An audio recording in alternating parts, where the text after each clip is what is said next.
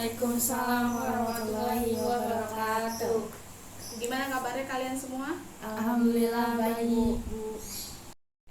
Coba di sekitar kalian ada sampah? Tidak ada, Bu. Oke, kalau tidak ada, tolong Nisha tutup pintunya biar kita lebih nyaman untuk belajarnya. Baik, Bu. Oke, tutup pintunya. Ya. Oke. Sebelum kita mulai, alangkah baiknya kita berdoa dulu. Yang dipimpin oleh Nesya, silakan Nesya. Sebelum belajar, marilah kita berdoa menurut agama dan kepercayaan masing-masing. Berdoa dimulai. Berdoa selesai. Ibu akan mengabsen kalian satu persatu ya. Ya, Bu. Oke, yang pertama Nadifa. Hadir, Bu. Oke. Nesya. Hadir, Bu. Siti. Tidak masuk, Bu. Kenapa tidak masuk? Tidak tahu, Bu. Enggak tahu. Iya. Berarti Alfa ya. Iya. Oke. Sekarang Ibu mau tanya, kemarin terakhir kalian belajar apa? Materi apa yang kita pelajarin? Ada yang mesti ingat minggu lalu? Ingat, Bu. Apa materinya? Fitnah dan gibah. Oke, fitnah dan gibah. Ada yang bisa jelaskan tentang fitnah? Fitnah adalah perkataan yang dilancarkan untuk menjatuhkan atau merendahkan martabat seseorang. Fitnah berintikan kebohongan yang diciptakan untuk membunuh martabat seseorang karena ada sebab-sebab tertentu. Oke. Ada yang tahu tentang materi gibah? Apa itu gibah? Coba bisa tolong dijelaskan. Bisa. Tuh, silakan. Di dalam satu hadis yang diriwayatkan oleh Anas bin Malik diceritakan bahwa Rasulullah bersabda, "Ketika aku melakukan Mi'raj, aku berpapasan dengan suatu kaum yang memiliki kuku berbentuk tembaga, lalu mereka menggaruk wajah dan tangan mereka. Setelah itu Rasulullah bertanya, 'Siapa mereka, wahai Jibril?' Jibril menjawab, 'Mereka adalah orang-orang yang memakan daging manusia dan mereka menjatuhkan harga diri orang lain.' Suatu saat Rasulullah sedang berbincang-bincang dengan para sahabatnya. Saat itu pula tercium aroma tidak sedap. Para sahabat pun bertanya, 'Gerangan aroma apakah itu?' Rasulullah bersabda, 'Itu adalah bau busuk orang-orang yang berbuat gibah.'"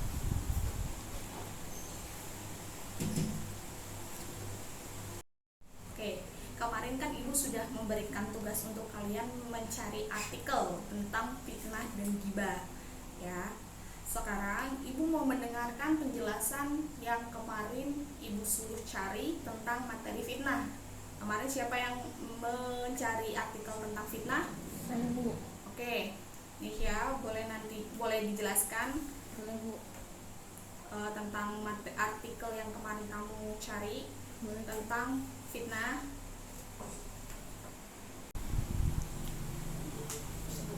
Oke, silakan dibacakan. Budaya memalukan yang sedang muncul di akhir zaman ini saling fitnah di antara kebencian dan ketidakpuasan sama manusia ini. Mereka menulis satu sama lain dalam pesan terbuka melalui media sosial atau medsos. Ditambah lagi para followersnya kemudian ikut menyebarkan akhirnya dibilang dosa jamaah. Ada 4 hal seorang muslim menghadapi situasi akhir zaman yang penuh fitnah seperti ini. Pertama, menghadapinya suka atau tidak, zaman ini sedang terjadi dan kita tidaklah bisa mundur. Nabi menginstruksikan. Kedua, maraknya fitnah. Fitnah dan pencemaran nama baik bertujuan untuk menurunkan kepercayaan seseorang atau kelompok dan pembunuhan karakter agar orang atau kelompok tersebut jatuh dan sebagainya.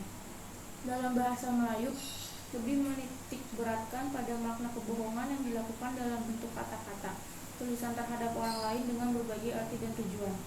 Pencemaran nama baik merupakan suatu tindakan menyerang kehormatan seseorang atau mencemarkan nama baik melalui lisan atau tulisan. Pencemaran nama baik ini digolongkan menjadi beberapa bagian, yaitu pencemaran terhadap perorangan, kelompok, agama, orang yang telah meninggal, dan para pejabat. Dalam peraturan perundang-undangan Indonesia, pencemaran nama baik atau penghinaan diatur dan dirumuskan dalam pasal 310 KUHP yang terdiri dari 3 ayat: menista dengan lisan atau SMAP, pasal 310 ayat 1, menisa dengan surat smart script atau pasal 310 ayat 2. Di masa Nabi, Sayyidah Aisyah radhiyallahu anha pernah dituduh melakukan skandal dengan Safwan bin Mu'attal, sahabat Nabi Muhammad SAW yang membawa Ummul Mukminin kembali dari tempat yang dia tinggalkan oleh Nabi. Sepulang dari ekspedisi Mustalik, beliau dituduh berselingkuh dengan Safwan. Kabar ini diproduksi pemimpin kaum munafik Abdullah bin Ubay bin Salul dan kemudian disebarkan oleh beberapa orang, diantaranya Mistah bin As-Sadsah, Hasan bin Sabit, dan Hamnah binti Jais. Tuduhan atau fitnah palsu ini segera beredar di kalangan umat Islam. Yang kuat iman tidak percaya fitnah, mereka yang tipis imannya ragu dengan berita bohong itu. Sudah, Bu.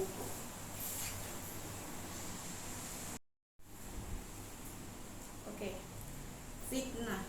Tentang fitnah ini, nah, fitnah adapun motivasi melakukan fitnah.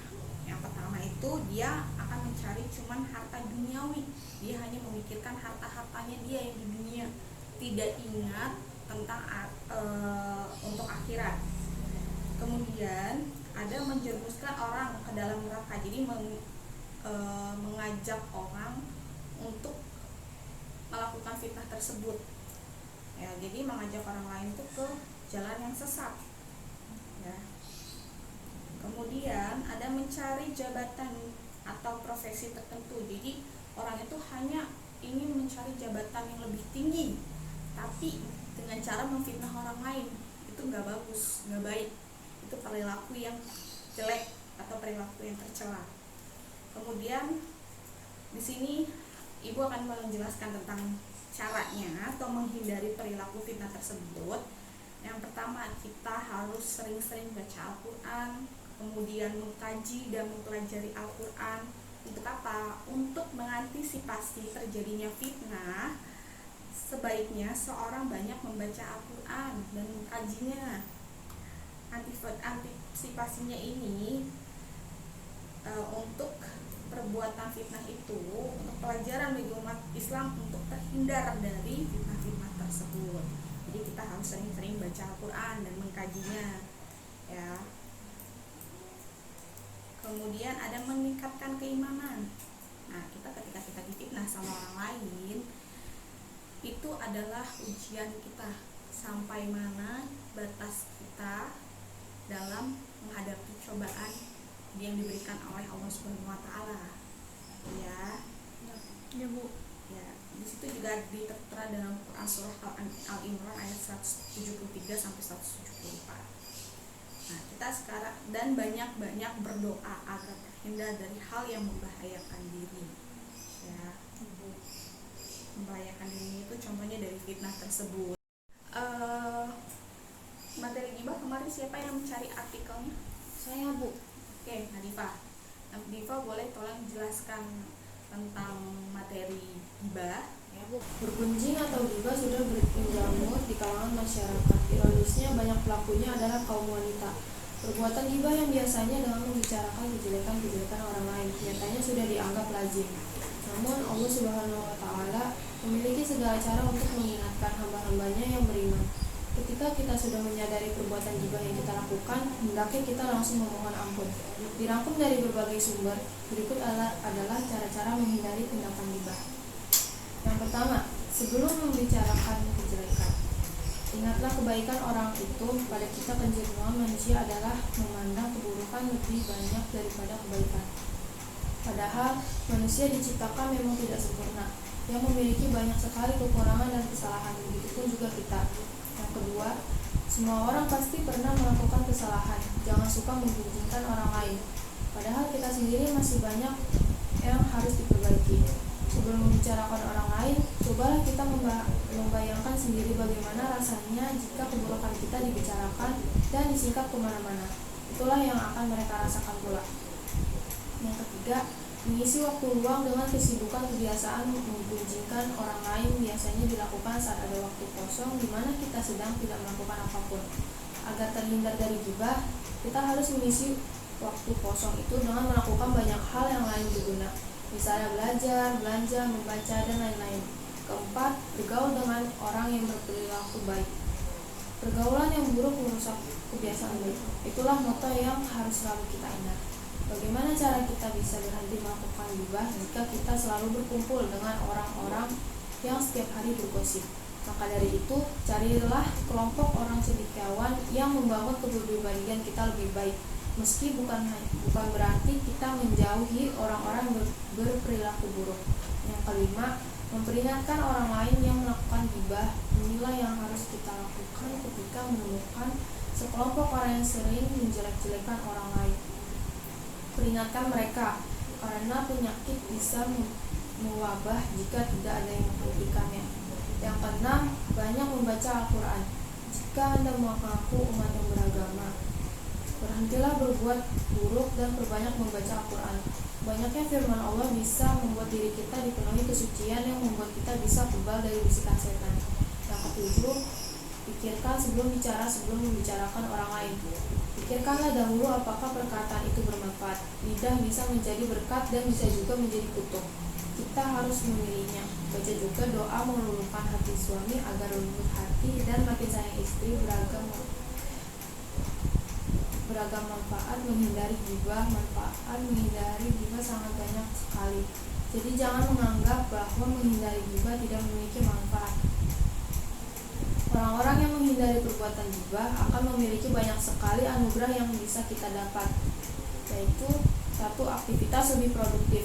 Tentu saja orang yang tidak terbiasa membicarakan orang lain pasti memiliki kesibukan dalam hidup sehari-harinya.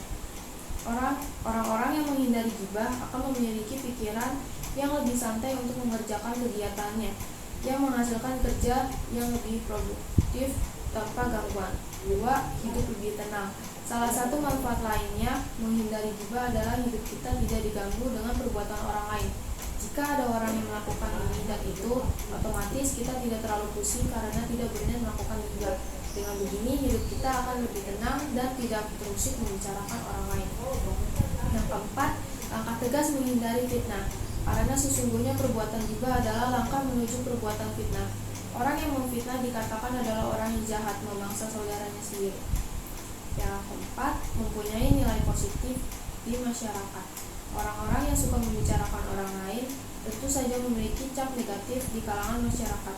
Sebaliknya, jika kita memiliki perkataan yang memberkati, berwibawa, dan berkelas, tentu saja menambah nilai bagi kita yang sangat berguna dalam bidang pekerjaan maupun pendidikan.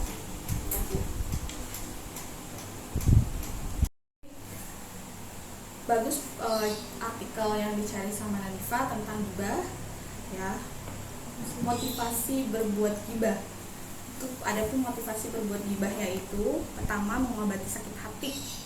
Nah, sakit hati akibat perilaku orang lain, maka untuk mengobati sakit hatinya, ia akan mengemukakan perbuatan-perbuatan buruk. Jadi mencari-cari kejelekan-kejelekan orang lain. Enggak boleh tuh ya. Ibu mencari-cari kejelekan orang lain, terus digosipin, bahasanya itu dibuat-buat seolah dia tuh melakukan kesalahan yang besar, padahal tidak, ya. Jangan seperti itu, nauzubillah min dzalik. Terus karena mengikuti teman, jangan mau kalau temannya itu ngajak-ngajak, woi, nih orang si A nih, dia gibah gitu, nih orang ini jelek, kan kita ini gibah, ya. Nih orang nih jelek banget sih nilainya, atau bagus banget sih nilainya. Contohnya bagus banget sih nilainya, dia mungkin nyokok kali sama kepala sekolah biar nilainya bagus jadi peringkat 1. Jangan kayak gitu ya. Iya Bu. Terus kesombongan dan kebanggaan, jangan merasa tuh rendah, sombong diri, mentang-mentang kalian berprestasi nomor 1 tapi kalian sombong, baru ranking 1 di kelas, belum sekolah, belum ke kecamatan. Jangan sampai kayak gitu ya. Kalau kita mempunyai prestasi, kita kembangkan terus, kita motivasi untuk lebih baik ke depannya. Jangan merasa sombong, karena sombong temannya setan, ya. Kemudian iri hati, jangan suka irian sama orang. Bukan irian jaya ya, irian hati itu irian yang ini orang pakai baju bagus banget gitu kan. Tapi kok nggak pantas dia gitu kan, tapi besokannya pakai baju yang sama sama yang dipakai sama orang yang dibenci itu, jangan sampai kayak gitu ya. Terus bergurau itu bercanda.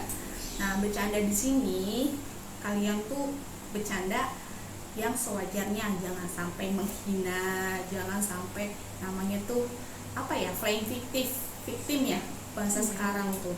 Jangan sampai bener-bener bercandanya tuh berlebihan, bilang ih gemuk banget sih, kok makin gemuk sih, padahal cuma bercanda, tapi aslinya mah padahal cuma bercanda tapi dia menanggapinya serius. Jangan sampai juga bikin sakit hati orang, dan terus bercandanya itu bercandanya ke orang lain dengan cara menjelek-jelekan orang lain juga, sama aja itu ya, bercanda itu sewajarnya.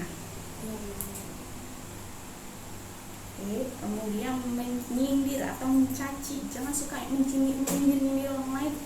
Itu kemarin aku lihat tuh si A tuh boncengan sama pacarnya, padahal bukan pacarnya, kakaknya, boncengan sama kakaknya, tapi kalian menyindir kayak gitu.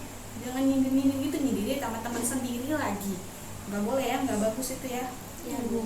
Nah, cara menghindarinya perilaku gibah itu yaitu yang pertama, ingat Allah Subhanahu Wa Taala tidak menyukai gibah, karena gibah itu temannya setan. Memang gosip itu digosok makin sweet, tapi balik lagi dosanya itu sangat amat besar ya.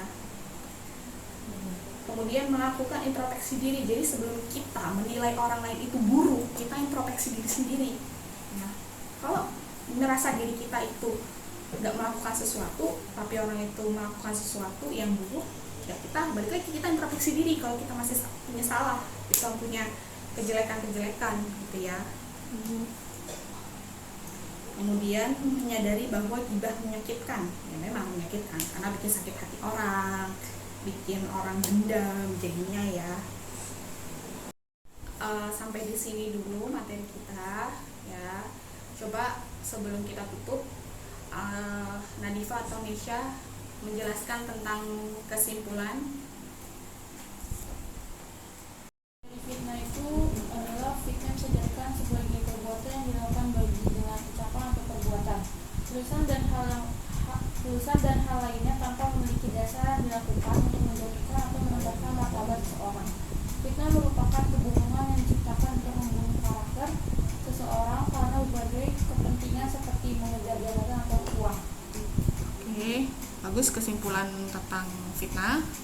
Kemudian kesimpulan tentang gibah bisa dijelaskan? Bisa Bu. Jadi gibah adalah mengemukakan sesuatu yang ada pada diri seseorang dan yang bersangkutan tidak suka jika hal itu dikemukakan, baik terkait dengan hal fisik, agama, kekayaan, akhlak, dan sebagainya. Cara yang dilakukan bermacam-macam, di antaranya dengan membeberkan aib, menirukan tingkah laku atau gerak tertentu dari orang yang dipergunjingkan dengan maksud mengolok-olok. Oke, baik, hari ini kita akhiri sudah pelajarannya dan sudah dibacakan kesimpulannya.